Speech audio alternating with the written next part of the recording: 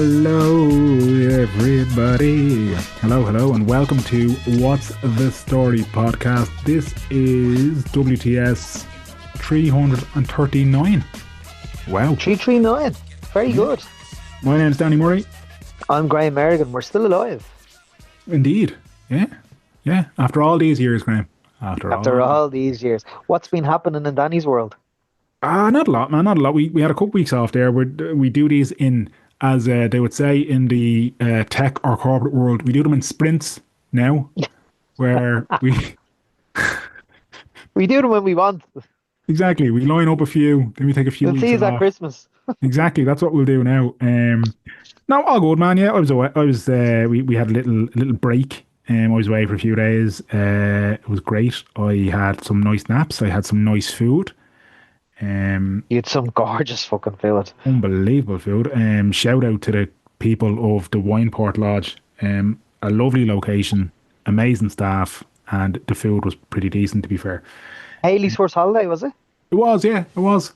She behaved herself. She didn't cause any scenes. She had a few quiet drinks, and she knew when to go to bed. She didn't have. She knew the one that was one too many, Graham. Is Hayley taking the breast? She's not. No, she's not. Gary said that to one of our pregnant friends here, or one of our friends that had just given birth, and I thought it was the funniest thing in the world.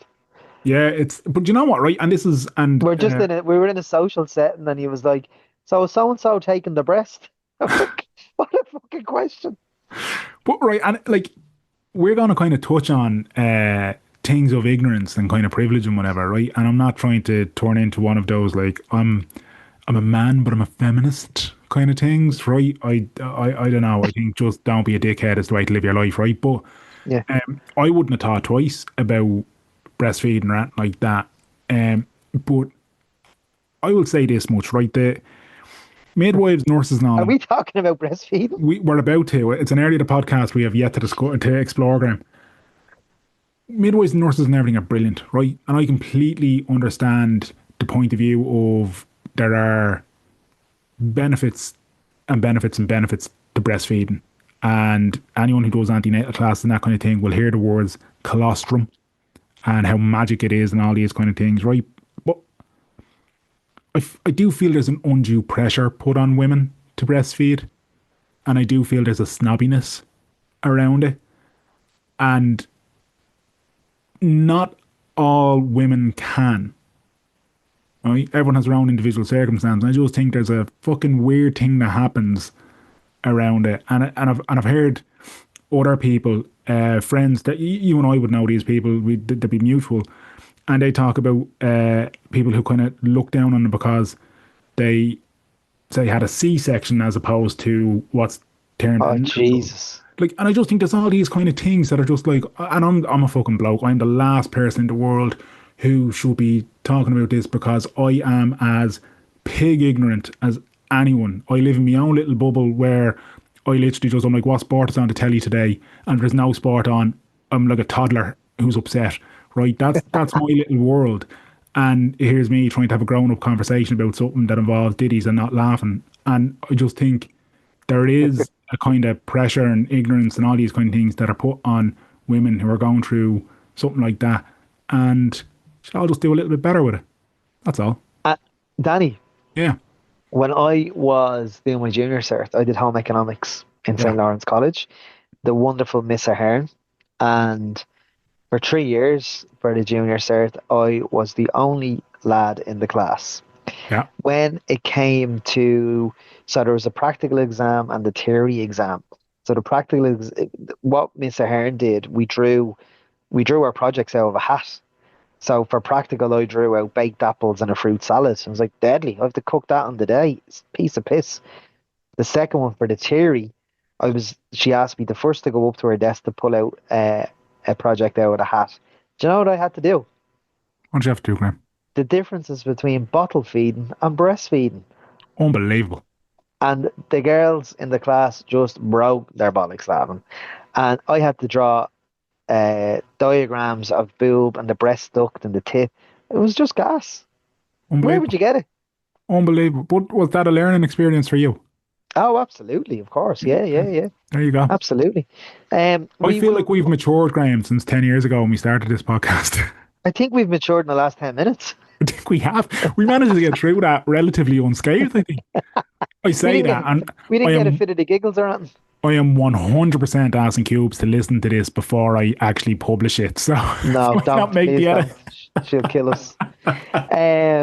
Listen, we're speaking to this week a disability activist who I admire so much. Him and his daughter Sophia are absolutely. Sophia's a trailblazer. She's only a teenager. Sophia Mulvany and Bernard Mulvany, but they set up Access for All Ireland and with Sean O'Kelly. Now Bernard speaks about Sean at in parts of this interview, and just to say, Sean O'Kelly is from Dalkey. He's a big fan of the Ballyrock Bulls. He comes to most of our Dublin matches, and he is a wheelchair user. So when Bernard is describing Sean's situation, just to put that he is a wheelchair user. Also, with the justice, we talk about the justice for Harvey. Harvey is Harvey Morrison, who unfortunately passed away very young with spina bifida and scoliosis. So I just wanted to put that ahead of the interview. So we are going to talk now to the brilliant disability activist Bernard Mulvany. Joining us now is disability rights activist Bernard Mulvany. Bernard is a good guy, as I said in the intro, so I'm hoping he's not going to take it over with Bo's propaganda when we talk for the next half hour. Bernard, thanks for joining us. You look great, as always. Thanks. Good man, Graham. Danny, thanks very much for having me. Yeah, No, delighted to Styling be and very here. welcome, profiling. Bernard. Very welcome. Yeah, no, delighted to be here. Couple of legends here right now interviewing me. This is where it's at, you know what I mean? Playing Ah, fast and loose with the word ah, legend there. I'll say that after, one. after, after, after, it's the only way to go with it. So it Yeah, is. Only way to go Bernard, with it. you're also the co-founder of Access for All Ireland. How's that going? And tell us how that started. Yeah, Access for All Ireland, actually, that was something that came about back in 2019.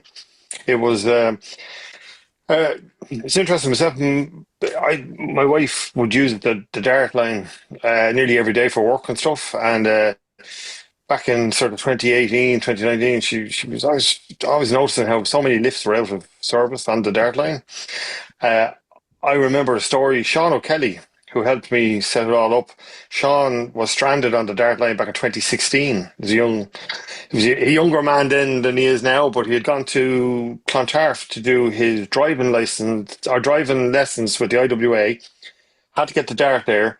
When he arrived, there'd been no information, no nothing, no lifts working, no one in the station, and Sean was left stranded on the platform for about half an hour. And we started becoming really aware of this, and about 2018, I started posting. Just Kathleen would let me know what lifts were out of service. Start posting this online, just saying, this is out, this is out, this is crazy. Didn't get a whole lot of traction, if I'm honest. I suppose people have busy lives, and they saw this lad just texting what lifts are out of service, tweeting what lifts are out of service, or Facebook and whatever. And but at that point in time now, at least 40% of the lifts were out of service. So that was 40% of the stations weren't accessible. And we decided then, the summer of 2019, we sort of try and make something of it, make a bit of a big deal. But there was a bigger plan at play. So we needed, you know, awareness around disability was sort of non-existent. We felt it was anyway. That there was some people there struggling just to have a platform, and it wasn't happening. So we said, we'll do a bit of a launch. We'll see if we can get a bit of traction on this. Uh, we did. There was an awful lot of engagement. That day we launched was the Summer's Day down in Clontarf, and a load of media and press turned out. An awful lot of activists turned up, and people with disabilities, and the IWA backed us in the CRC. So that was really interesting. And it was done in the summer, so it was like at the end of July, beginning of August, and we've since learned that's when the media are very hungry for stories. So that's why there was this before we couldn't read. We were on the 6 o'clock news. We were like, this is nuts. What's this about? And then the 9 o'clock news, and then it sort of grew out of that. Then in that we said, we're going to do this to get some change, but there was a bigger purpose behind it was to try and start raising awareness again around the issues with people living with disabilities. And as a carer and the father of a child with disability, I was very aware then at that stage that this is no great country to be in if you do live with a disability. And so, again, like Dogs with Bones, myself and Sean sure went at it for a good year and a half, where we were in stations twice a week. We handed out just over 25,000 flyers. Um, People were very receptive, very warm to the message. They understood it because we brought in older people, families, pushchairs, buggies, all that kind of stuff. So all of a sudden, people started going, hang on a second. It's not just people with disabilities, wheelchair users that are affected, but wider society. And we were able to start to learn our message, if you know what I mean, to develop it in that if you build particularly infrastructure and services with the people who need it the most support, if you build it from the get-go like that, it's cream all the way up for everyone else. You know, all of a sudden then older people don't have to worry about getting on DART trains or don't have to ring for assistance. They can access public transport. It opens up their world for them. It started to grow. Um, you know, because as I said, we needed something to just connect with people first, and then we could start branching out into the stuff that really mattered to the community. And like the key things were poverty, housing, the fact that people with disabilities are never included in the conversation. That was something that Yeah. was really hitting me hard because it's my daughter. And, you know, she's a voice and I wanted her to be a participant in society. I wanted her to be involved. And as far as I could see, it's really apologetic sort of, we used to liken it to, that's why we became great friends with Harvey Point, because we were able to mirror the sort of, if you're in a wheelchair and you're rolled up to a venue, it mightn't be accessible, but they'd be very polite and apologetic about not being able to give you access. If you're a traveller, they've no problem telling you to go away. And they do. So we used to say it was like this acceptable sort of racism, this acceptable apologetic exclusion, because they would be very sorry that they couldn't let you in. But at the end of the day, you can't get in. That's it. And so we were like, this is not good enough. And we noticed then other groups started popping up. The Struggle is Wheel. They started at it, I mean, you yourself, Graham, you've been banging this drum for a long time, you know what I mean? So what started to happen was we started to coalesce together as one voice, which I thought was, for the first time, I was interested in older people with disabilities started to say, like, this is the first time we've actually seen different sort of corners of the disability sphere coming together in one sort of voice. And like, everyone still jockeys for position and wants to be heard above everyone else. But it was interesting that some people, especially older activists who had said, like, this for the first time in a long time, because Martin Naughton had passed away and he was a strong voice for, he was a prominent voice, if you want, and and they felt no one had established or taken on that mantle, or they'd won over that platform. And they were really looking for somebody someone or a voice, or for the whole conversation to be pushed back up to the top again, rather than, just sort of, as we used to say, like, just sort of the uncomfortable truth, that people with disabilities in particular, and not just people with disabilities, anyone that, acquires their injury, carers, just the whole sphere of disability is, as we've seen and we know, it's it's like the abject failing of particularly governments of the last 10, 12 years. Like, things have gotten, I mean, you can't deny when, especially when the ERSI goes on to television, like they're on the radio just the other morning. And they were again saying, I thought it was actually a great interview, because RTE radio don't usually let hypercritical individuals on, but this guy was extremely critical of the poverty, that how it pervades in the community. I mean, over 10 years, we've gone from 1 in 5 people with disabilities living in poverty to now it's 50-50. It's 1 in 2. Like, I can't get my head around that, like, in a country I, this I, wealthy. I, Yeah, I that's can't get my alarming. head around that as well. As Danny said it there, it's alarming. As you were saying there, that I've been banging the drum for years, because obviously I was born with spina bifida. So, but I I've noticed in my own kind of behavior, I'd say from early to mid 30s, maybe mid 30s, late 30s. I'm 40 now, but I started to get drained. I started to get tired. Yeah. Um, even when if I'm on a drive to the supermarket, I'm thinking, am I going to have a row here? I've said this loads of times over the last 10 years in the podcast, but I'm that's still the same case. Mm. I'm going to the shops fretting, am I going to have an argument? How am I going to handle it? Will I just, do I want to rush in and rush out? Do I want to bring it up? Will I bring my post-it so I'll write a note on their car? You know what I mean? It's like, Yeah. No, no, it's it's mad that you say draining. that. And Yeah. and what kind of rejuvenated me was my meeting with Susan Dennehy, the great Susan Dennehy, Mm. who did the broadcast in which you and I are featured. I had a conversation with Susan a year before she got the green light for that documentary, and I said, Susan, I'm drained. I'm absolutely drained. I'm Mm. not the person for you, for the interviews.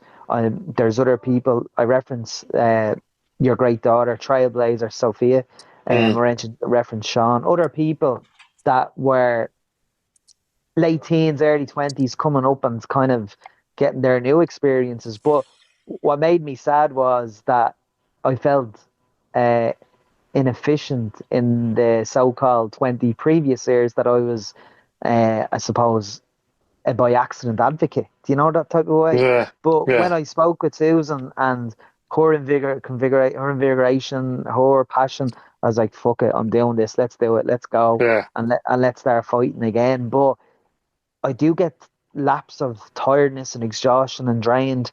And like you said, with the ASRI results coming out 1 and 2, like we're fucking pissing in the wind. I get it 100%. I had I came out of last year really, really tired and really, really sort of emotionally drained. There had been a lot that has gone on in just like I've had to deal with a lot in my own private life as well as, and the activism was a great way of channeling some of the stuff, like because I had very close dear family passing me and stuff. And the activism was great because that's what they believed in and I should do. So I was really, really happy to do that. But last year was, while it was great results last year, there was actually great results. I've just came out of the year very, like you said there, there's only so much you can do. And it's amazing how much people firstly don't appreciate what you do. That's something I learned last year. I was quite taken aback by some of the some of the and, I don't like using the word hate, but some quite vicious and nasty um sort of Mm. conversations that have been sent my way or that had tried to engage with me and privately as well. And there were actually people with disabilities who were like, who They're do you trying to think you are? shut you up, like. Yeah, it was really weird. Like, it was like, again, I said to Sean, we were talking about it. I said, like, I'm finding this a bit of a struggle. But off the back of that, then, and there's no point in lying about it. Like, I mean, there was plenty of people who said, like, Tom Clonan had the same sort of a crisis too, Myself and Mm. Tom last Christmas had a long conversation together. The two of us were very tired and we were saying like I could see how because like Susan would have been an advocate for a long time, but again like that she just got tired and said I can't do this anymore because your energies are gone. But Tom said to me he's seen a change over say 10 years in the narrative around disability, whereas they didn't give a shit before. They really didn't. And we're talking now, I'm not just talking about the government, I'm talking about the people who make the real decisions. So the senior civil servants, right? Because they're the ones that really make the big calls because they're the ones that have all the money and they're the ones that, okay different things and say that's fine and this is, you know what I mean? So, he said that's all starting to change. Like the narrative now is like, well, Jesus, we better. Now they're still not great because there's plenty of consultations been done and we're not included. And then it's after the fact again. So you sort of say, so where's the voice of the person with the disability in this particular discussion? And they kind of go, oh fuck. But they're like, and you're saying to yourself, like, that's not good enough. But Tom says that that's changed. So so Change for we the better. he says it has. Tom really believes. He said there's a different narrative now within those in particular who enact the policies, which is your key civil servants, right, and those departments, because we have to remember the government comes and goes all the time, Yeah. right? And, there's elections and people are voted in and out and all that kind of stuff. But the permanent government, the civil service, is always there, and they're the ones actually. I fully now, after doing the consultation for the so-called green paper. And that was a debacle, if ever there was. I mean, that was like there shouldn't even have been, or should have had to have been, scrap the Green Paper Coalition, because I attended two consultations as that was taken off, and they were just like they were debacles. These were able-bodied Talk, senior talk, civils. talk to us about the green paper They were thing that you're referencing, and talk about the influence that presidential candidate Heather Humphreys on it, please. right. Okay, there you go. Well, there we have. So the Green Paper. I was contacted by um, some of our mighty female disability activists who were Disability Power, Europride Ireland. There was a Right, people. trans group in it as well. Living with their disabilities. And they said, look, we're looking at this green paper. It's shocking. It's really, really, really bad, and it's we need to go for this. We'd love if you'd jump in and be a part of this coalition, and we fight this policy. So they sat down, they went through the whole lot with me, and they were like, I'm not going to take any credit for the policy detail, because the girls had all that done and they knew it inside out, and they had dissected it down, and it was brilliant. They knew all about it. And this was a terrible Tory, that's why I coined the phrase, a Tory policy, literally pulled it out of the Conservative handbook. And this was going to force you to work. And if you couldn't, you're not getting such a payment. We're putting you on a tiered level. And this was somebody who's going to sit in an office and decide whether you were fit for such a job, and if you didn't want to take it, well, we were going to cut your payment in such a way, and it was just ghastly. It was they're So appalling. the tiered system, was that going to be saying, like, on a scale of 1 to 10, you're 9 out of 10 disabled, you're 6 out of 10 disabled, you're They three? we see they wouldn't What was the clarify. tiered system?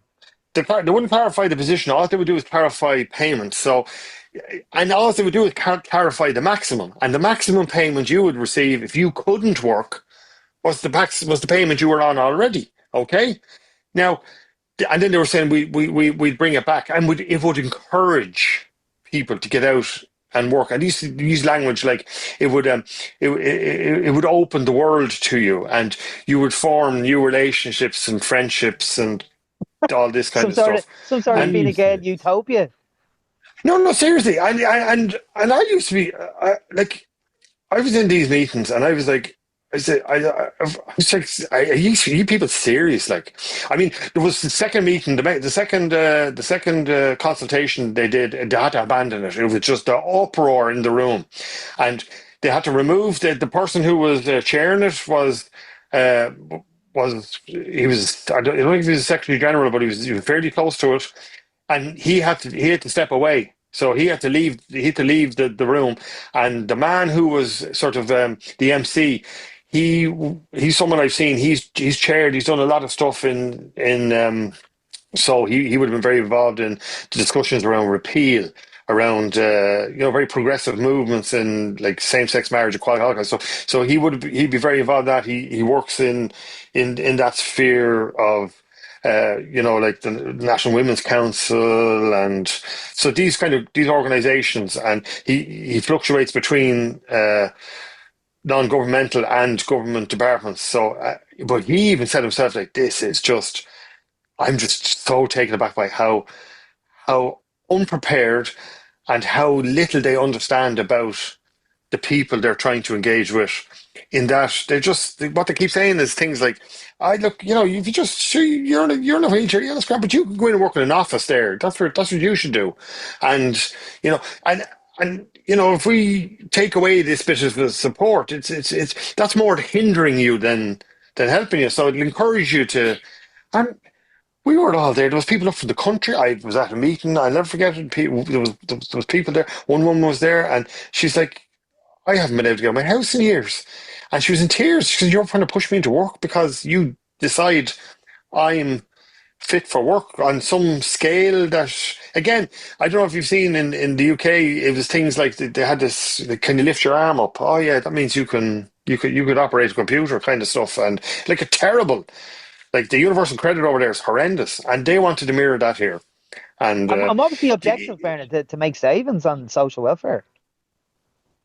the objective was to get us into the workforce. The objective is, you see, again, and this is, I'm fully aware of this now. So, and sometimes people find this, they go, you see, do you really think that? And I go, so the state looks at you as a unit, like, and the unit is what production is that unit? What can you contribute to the tax pool? So how can we get you into the workforce that you can be a productive individual within society? We want you off social welfare payments. We don't want to be funneling money into that down that route. We want you, and then they use terms like you'll feel better for yourself and blah blah blah. Now, while none of one's going to disagree with that. Like, it's great to be able to get out and into the workforce. Of course you do. You build social structures. You create friendships, all that kind of stuff. But let's address the issues. Like, the issues are, how can I get there? Is the transport going to be good enough? When I do get to work, at times I won't feel the best. So I might have to take a couple of days off because my body isn't able for this. So are my supports going to be still there so that I'm not, facing down, as we know people with disabilities do, once you're working, you're not getting your supports. And if anything goes wrong, you've nothing to fall back on. You have to go through a process again to get them back. So our argument was like, absolutely, let's help people get out into the workforce 100%, but let's leave these supports in situ, that they're there and they're running parallel, so that and be honest with people in that if you do live with a disability, a lot of times there's long-term health conditions that are with that disability, and they have an impact on you being able to do everything you'd like to do. So rather than penalising people, we should be encouraging it. So you should say your supports are not going to disappear. Your payment, we might suspend a portion of it while you're working, because you're working supplemented. As soon as something goes wrong at that work, you can't do it, they'll just automatically kick back in again, so that you're not in the fear of, I can't go into work today. I'm not going to get paid. Oh, because I see it all the time with our young comrades there that are working, that have a disability, and they're out of work for 3 or 4 days due to just, it might be just tired due to the fact that and this is what they wanted to do, but they wanted to enshrine it. They wanted to see, as it stands at the moment, it's quite vague, They wanted to enshrine this in a policy, in a public policy. They wanted to legislate for it, and that would be law. So that would be the system, and that system would be. I mean, I feel they still don't fully get it. I was So at have they something been there? Have they recently. scrapped it? They scrapped the green paper, right? And they keep going on about, it was only a probing document. We were only testing the waters. Now, they went from the beginning of the year to, it was the cutoff point was in September. They pushed it out then, the cutoff point, to the end of October. Then they pushed it into December. Then they went to the following February, because the backlash was so huge. To get out, the get out of jail card was, Leo left, Simon jumped in, and he was able to say, I'm scrapping it, okay? But we were already told that the heat had been there was so much heat on them that they were getting rid of it. They just needed to come out of it without giving us the win, without giving the activists the win. And the way they did that was they scrapped it. They didn't even have the manners to ring. Don't mind me, because I keep saying this. I'm a big lad. I don't need to be getting praised.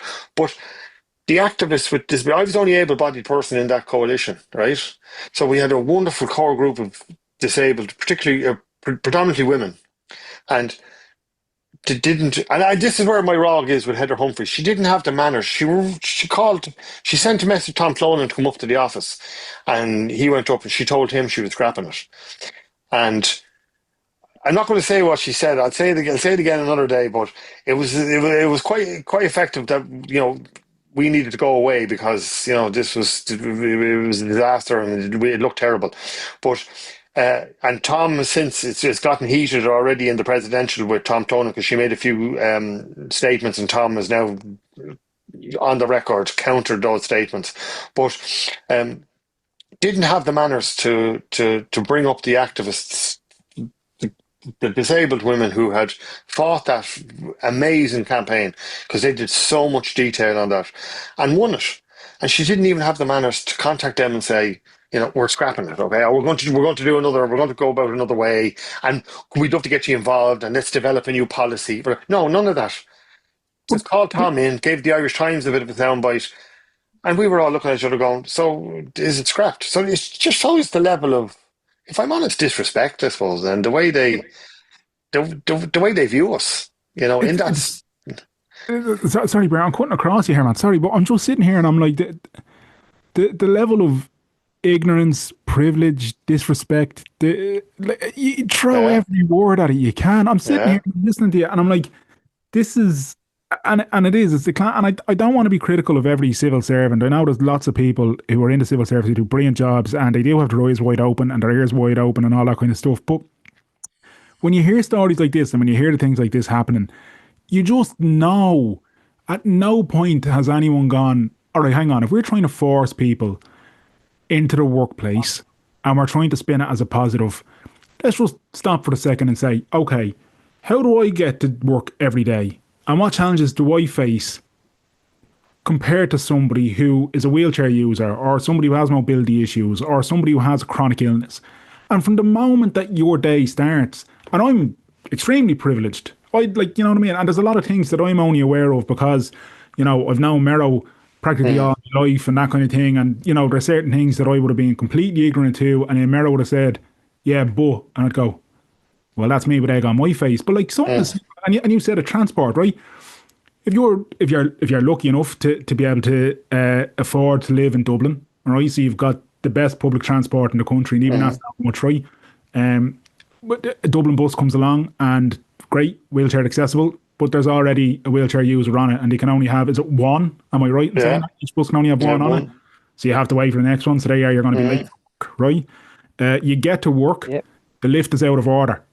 What do? Right? Or if you're fortunate enough to have a disability and you can drive, you get there and somebody's parked in a wheelchair spot.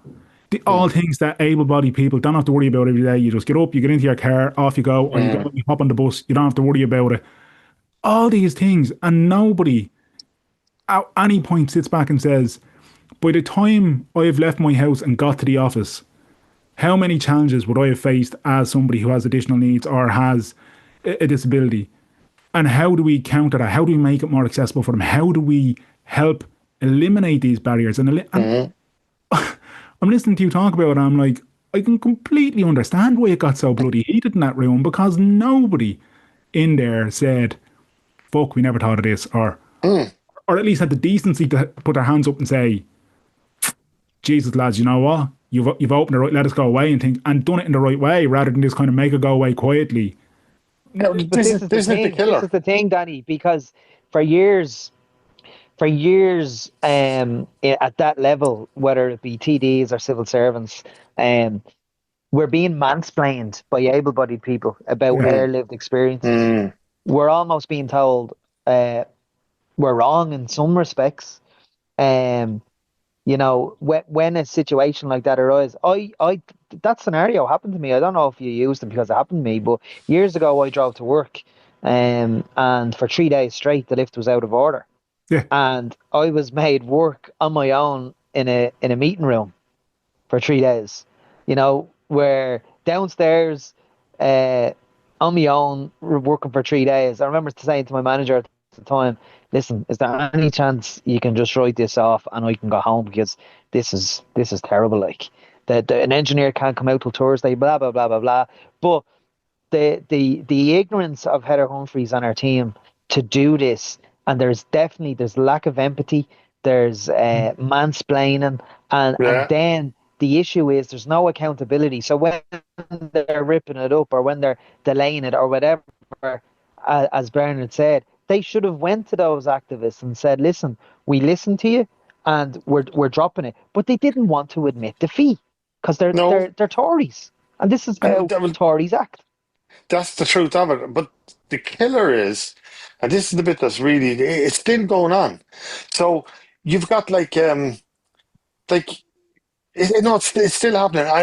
The example for me now, I couldn't believe it when I found out today. But like, so 6 days ago, government launched this new disability plan. Okay, and there was the big fanfare because we know this is one of the pillars of this new government, and they were adamant that disability was going to be front and center. We're waiting a year now for something to happen, and then they had this launch yesterday or 6 7 days ago, and I've been sending emails wanting to know, right? So who's attending? What's going on?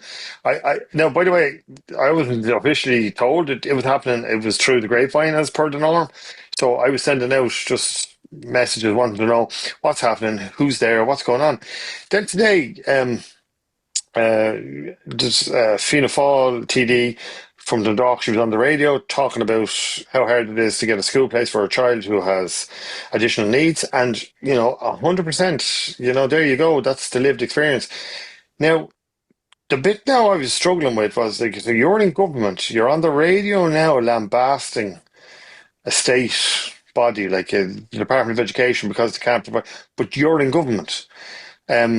Like, like this is It's like like Malcolm this is like Byrne protesting with the forest lads. no, there you go.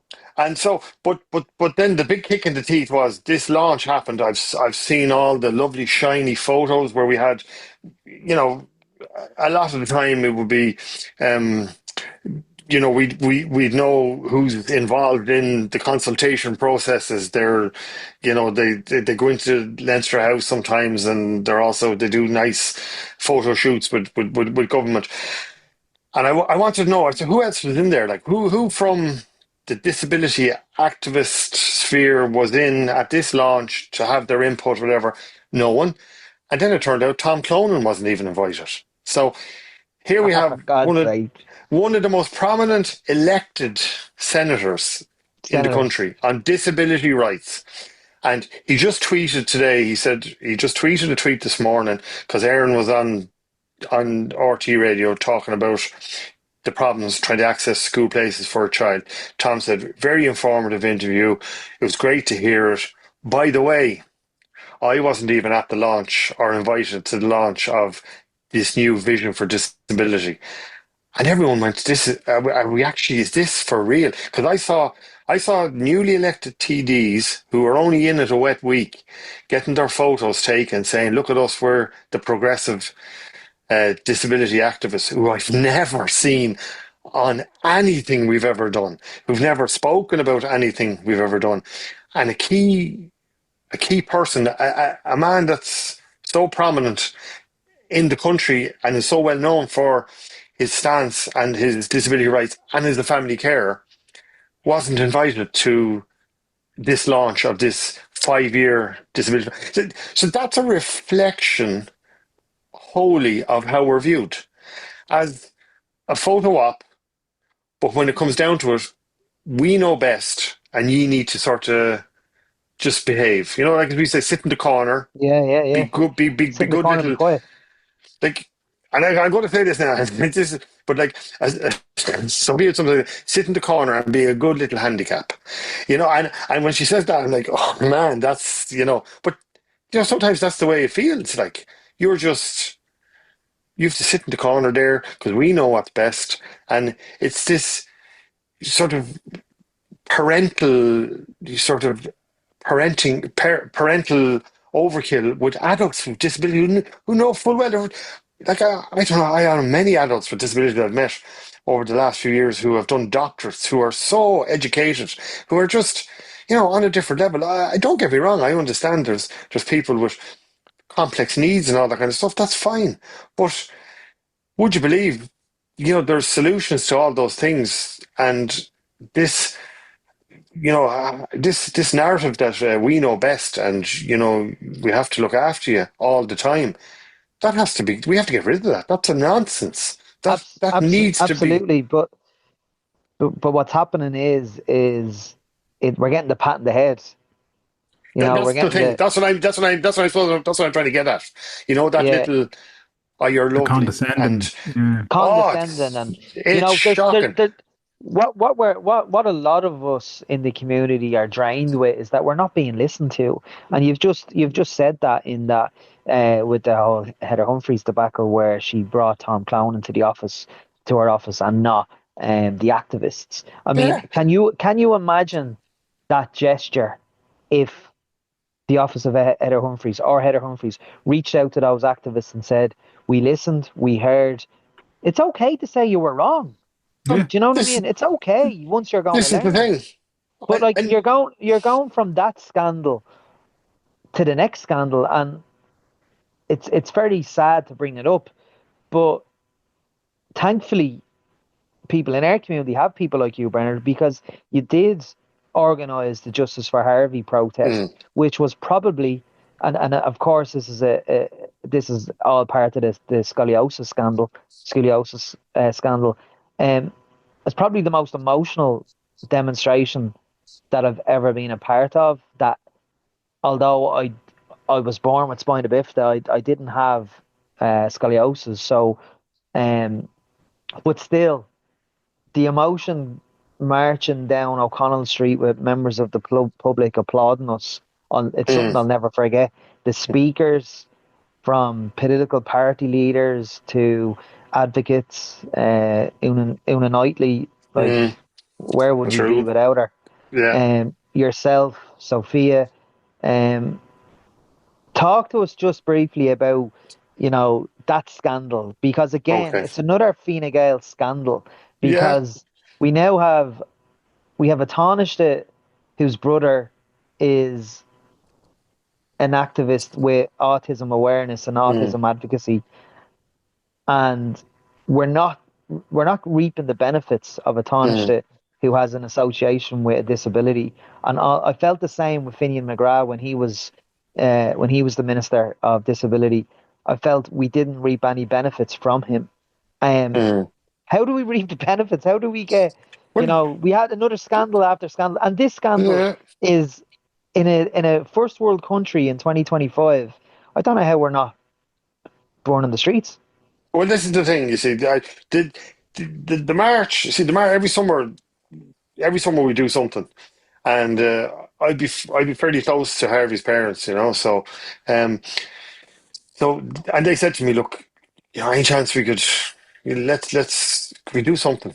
Can we do something?" Harvey had passed and stuff, and it was terribly emotional. Like it was really, I struggled greatly um, through the whole thing, and seeing Harvey in his little coffin and all that kind of stuff, found that really, really, really tough. And so they said to me, "Can we do something? Just you always do something every summer, I wish we do because it's, as I said, the media are always looking for something. So it's good to have some sort of an awareness campaign of sorts, if you want, for the better word.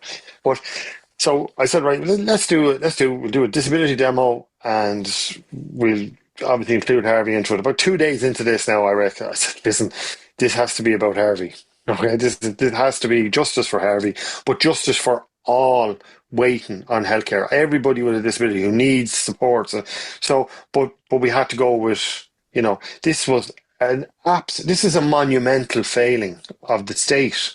I'm not even going to, like, Simon Harris made a promise. Okay, that's fine. He made a promise. We can hold him account for that What was promise. the promise, Bernard? The promise, he said, look, he said no child will be waiting more than 4 months for scoliosis interventions, that no child would ever be waiting again.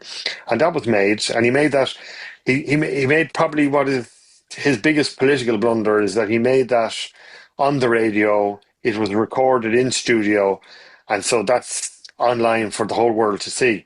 Now, it's amazing how quickly, the narrative he's tried to swing it around and say, no, that wasn't me. I was told to say that by civil servants. They told me to say that. And when he did that, now that really fired us up in the general, when he did that in the general election first on a debate, but now he's been spinning that since.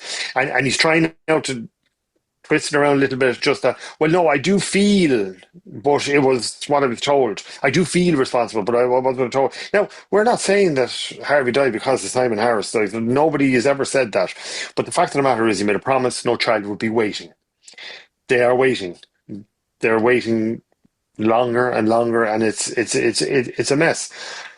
But the simple fact of the matter is, if you just listen to Harvey's story as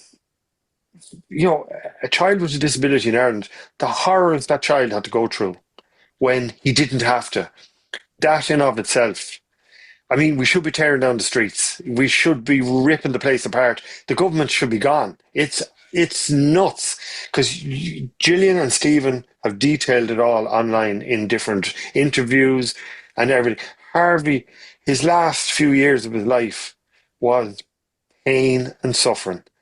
And with that, so was theirs. That's not acceptable, I'm afraid.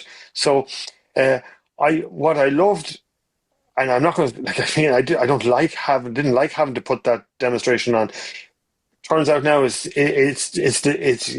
given now. It was the biggest disability demonstration ever in the state in 100 years of the state. That was the biggest.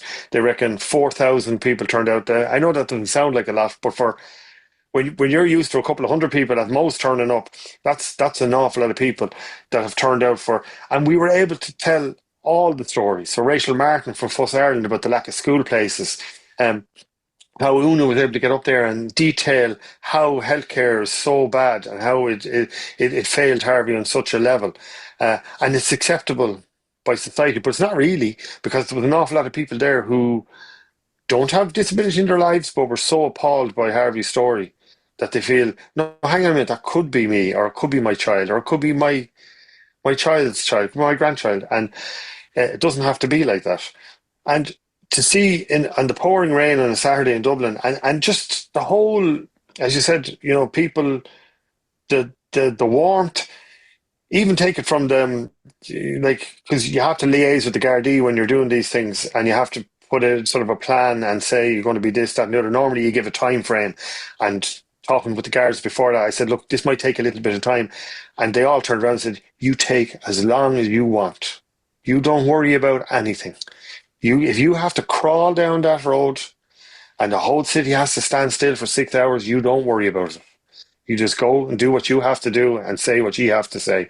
Don't worry about anything else.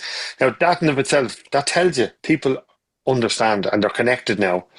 And that to me was probably that was the biggest victory of that particular action. The fact as well that Gillian and Stephen got to talk about their son as well, and we have something we have to do now. We have to get justice for Harvey. I think the best way, and his parents are they're 100% on board with this. The best way we can sort of honor Harvey and the suffering that he's suffered terrible. Like, I really need to be clear on this. Like, it's state abuse. The best way we can honor Harvey's name is to make sure that doesn't happen again, and Yeah. that he is front and center of these movements whereby we're saying, no, we're not putting up with this anymore. We're not. Bernard, can I ask you, just in regards to all the healthcare scandal, it's something I've pondered, right? And mm, it's just a thought, and I'm thinking out loud. In regards to the industrial springs being used in operations for kids with spina bifida, do you believe that would happen with a kid with no disability? no, no, Right. no. We need to be honest and clear on that. Like, Yeah. Sorry, so, Yeah. like, can you just explain what that is for people who don't know?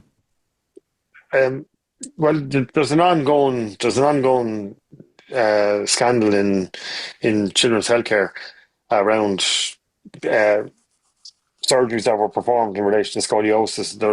There's a myriad of problematic issues that have arisen and it's extensive, and it's quite severe, and there's that's only a small snapshot of it, but Yeah. it's quite detailed actually in the media, but there was three children. There was off the shelf sort of springs used as part of a procedure that they weren't licensed or any of that kind of stuff. So You might as well have there bought was, them in B&Q.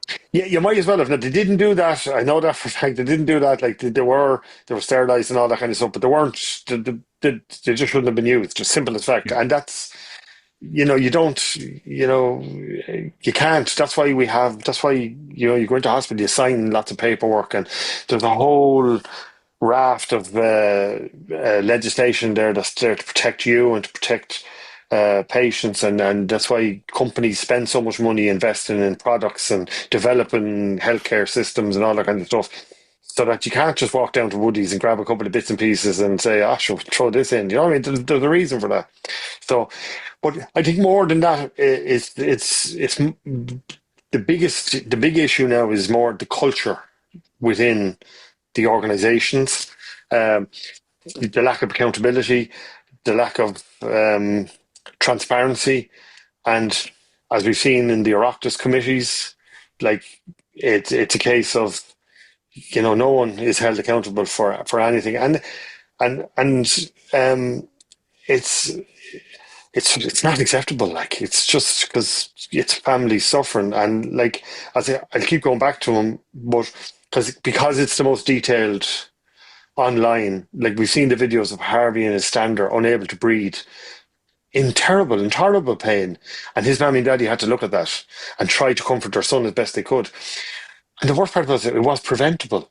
Now that's where the big issue is. It was, if Harvey had been seen to in a timely manner when his curve was at 50 degrees, he wouldn't have suffered like that. Now, I'm not going to say he wouldn't have passed when he did. We don't know, because as we know, living with uh, complicated disabilities or healthcare issues, nobody knows. Like, I mean, but the simple fact of the matter is, he could have been dealt with at 50 degrees, and a year later it was up to 130 something, and once you go over 90, you're in death zone there now, so Danger. and people, I know that their breath is taken away when he's saying, like, his organs were being crushed, his lungs were being crushed, struggling to breathe.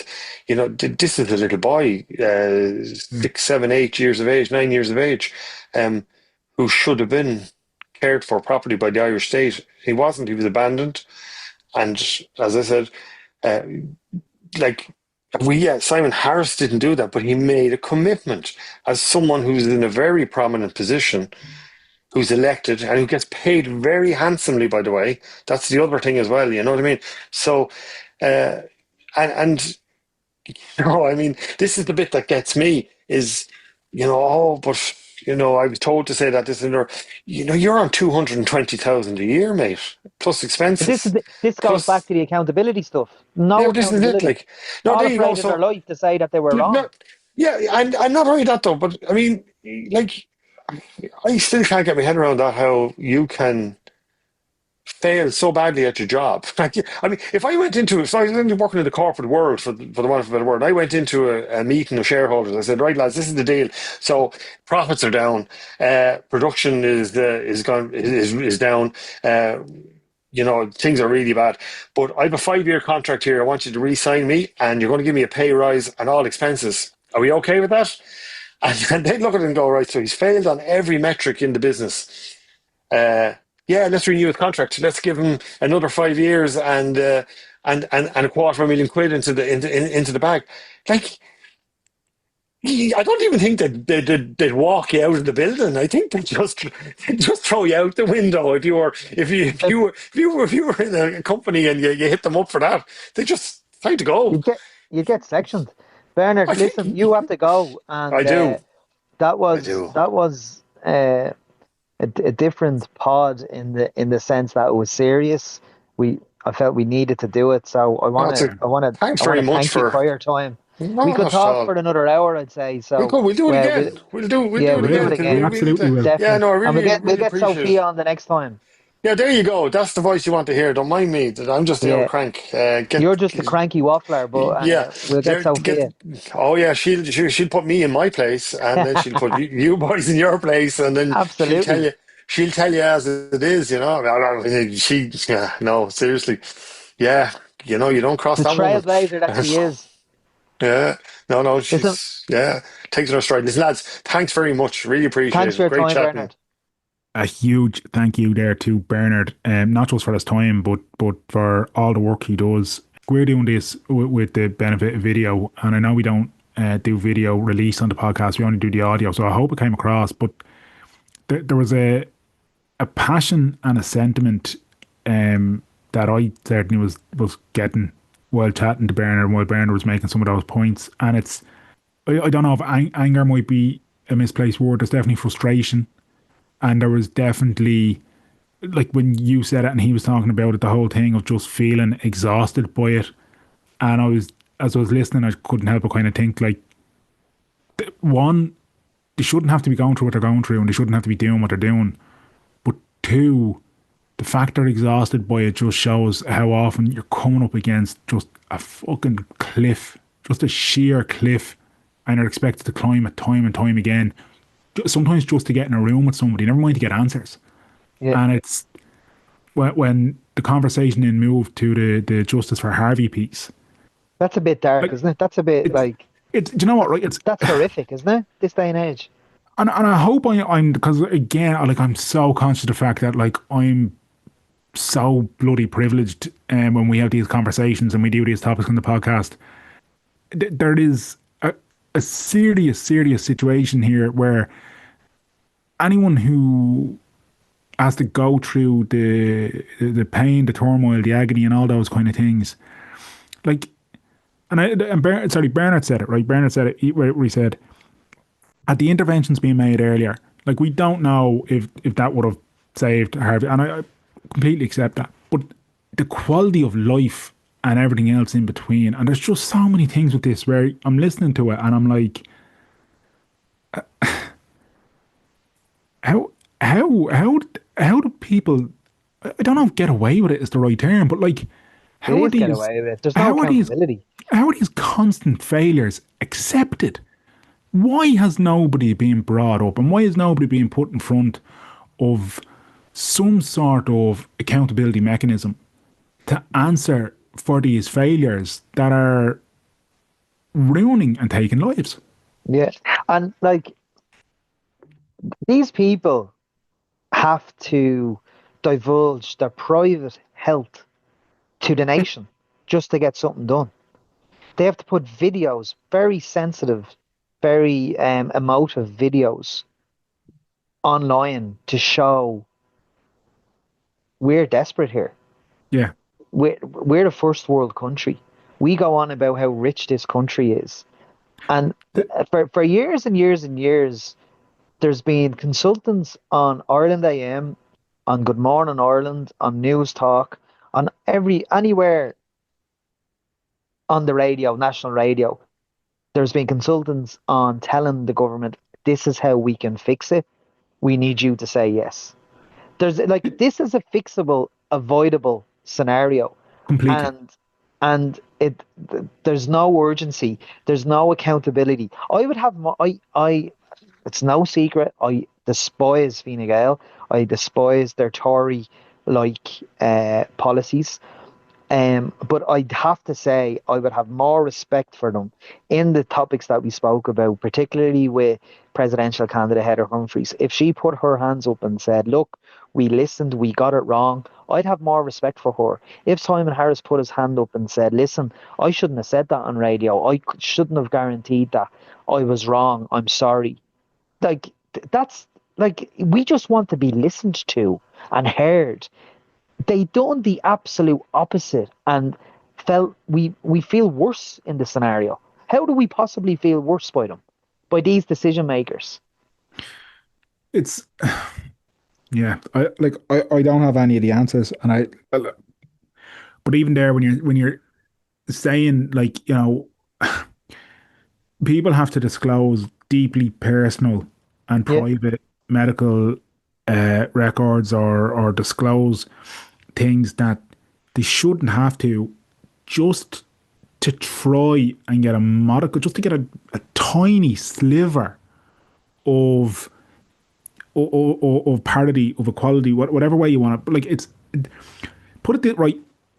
If I go to the doctor tomorrow because I don't feel well enough for work, the doctor will not say what's wrong with me when they give me a sick cert. They will just say he is unfit to work, because with GDPR and everything else, they can't disclose, or they should not disclose, private medical information, even to your Yeah, it's up to employer. yourself if you want to Right? say. Exactly. Do you know what I mean? So to me, I'm like, it's something like that, and everybody, and like the people would be like, oh no, I don't want them to know what's wrong with me. I don't want to know my, and yet just to even try, get a fraction of the justice, or whatever term you want to use, they're having to show deeply personal videos of the suffering, of the angst and everything else that they have to go through. And I'm like, how the fuck does it get to this point? And still, wheels are spinning in the mud.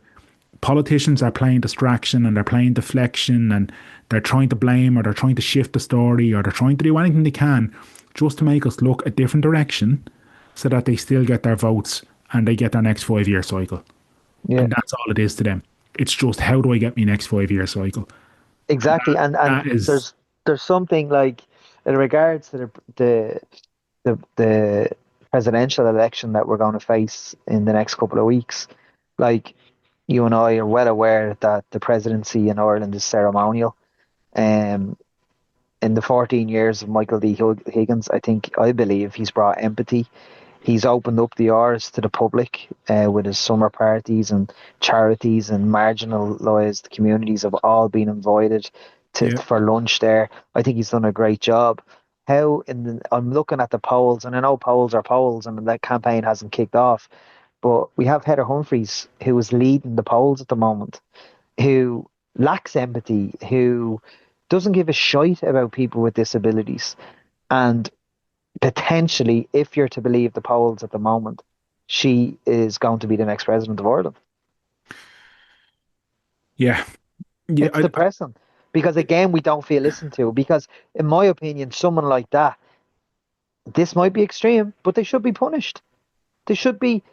We had, Well, we had, we they're had. certainly not fit for public office. They're not fit for public office. And so, by punishment, I mean, like we had the Golfgate scenario where politicians that were there were, I suppose, relegated. They were, Yeah, they were taken down a peg or two.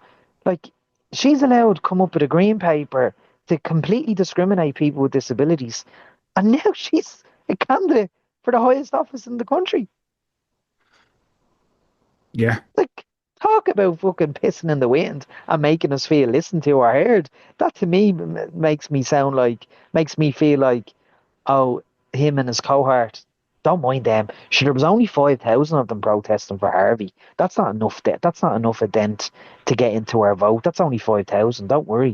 Do you know what I mean? It's like, people, please consider not voting Heather Humphreys. I don't care who you vote in the presidential election. Once you don't vote a rapist who's not going to be on the ticket, but please don't vote a woman who is completely discriminatory towards people with disabilities. yeah, absolutely. Um, Nothing more I, to say on that. I was gonna say, it's, I don't like, I mean, look, we need to end it. I don't know how we end it. This is it's a tone, and it's a cadence that we don't normally do necessarily on the podcast. But I think it's an important one. And I think every so often we do need to do that kind of thing, and every so often we do need to kind of go, oh look, we're not going to do our usual tangents, waffles, and silly childishness. I'd like, I don't, I'll leave the closing to you, Mero. It seems more appropriate, but I will say that, everything Bernard said is, everything he said is felt also.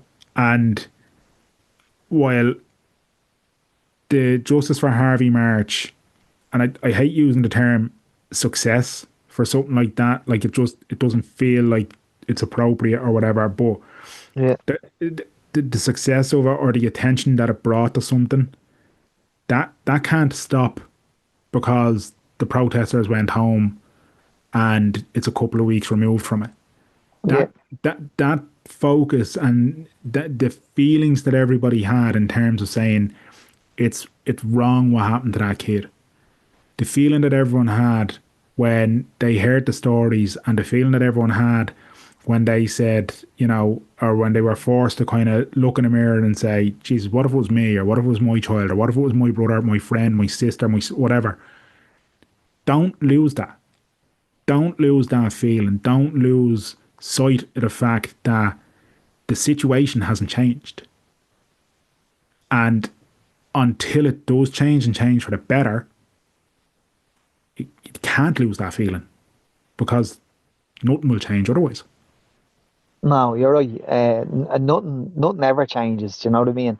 Um, it's it's like nothing. I said in the interview there, that I was drained, and I Yeah, never consciously said I'm going to take a seat back.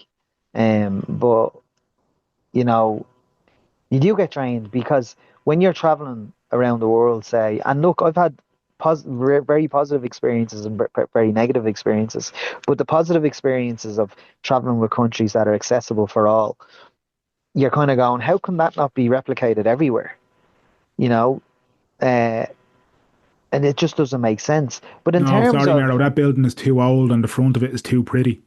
yeah, like when I lived in Australia all those years ago, and I was going for job interviews, like I couldn't go to job. I assumed, perhaps now in hindsight, obviously wrongfully, but I assumed that the place I was going to interview for, because it was a company that was hiring members of the public, was going to be accessible. I Yeah, rocked up and there's about 10 flights of stairs. And I said, hey, how's it going? I'm here for the interview.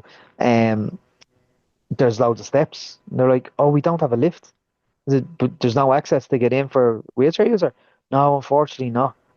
Like, you fucking serious? Australia, yeah, So like when I would just urge people when they're voting, whether it be president, I've already said my stuff about Heather Humphreys, but if we have an option in general election, like when you're not doing, it's like what Irvin Welch said, when you're not doing so well, vote for a better, sorry, when you're not doing so well, vote for a better life for yourself. If you're doing quite nicely, vote for a better life for others. And I think that is what I would be pleading to people, to listen to people with disabilities. You know, government. For me, uh, when I read the government, or not governments, political parties, their manifesto ahead of general elections, I always scour it for to see what their policies are on people with disabilities, and I very rarely find that in the Fine Gael's. Just usual jargon, but commitments and stuff we definitely need to change. And that's not just for people with disabilities, that's for everything: housing, healthcare, everything. We need healthcare for all, we need housing for all. I mean, I'm seeing new builds being built at the moment. There's new builds just up in Ballyrack Village. As you're going towards the top of the Whiteville Road, so past the credit union and driving up, to your right, there's new builds, and they've about 20 steps up to the front door. yeah. I mean, that's completely ruling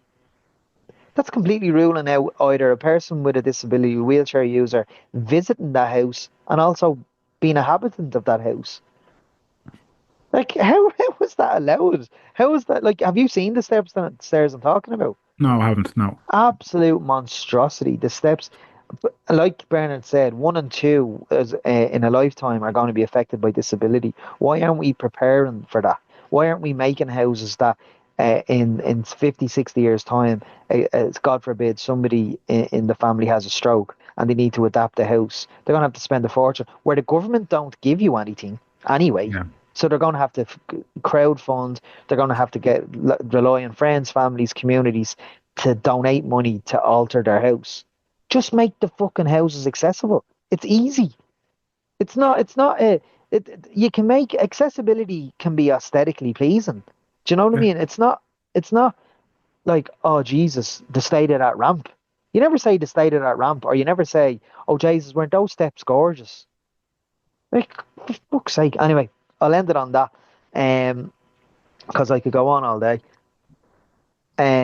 You can catch us anytime you want on any podcast provider. Just search WTS Pod. Podcast Republic, Podbean, Stitcher, Apple Podcasts, anywhere, everywhere you get a podcast, just search WTS Pod. We're on Instagram. He's at Danjo Murray. I'm at American Mania, and we're at WTS Pod. Until Christmas, only joking. Until next time, clear eyes, Full hearts. can't lose.